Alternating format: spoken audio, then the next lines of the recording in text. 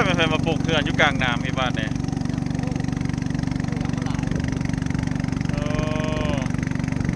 บ่กล้านอนดอก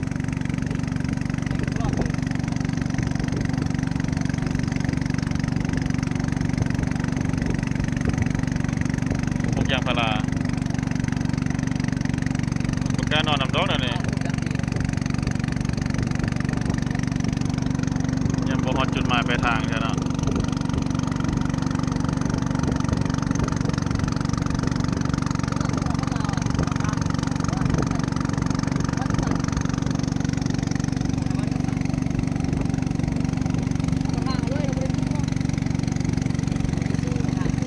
โอ้ยังบ่มีเจ้าของเลยเด้โอ้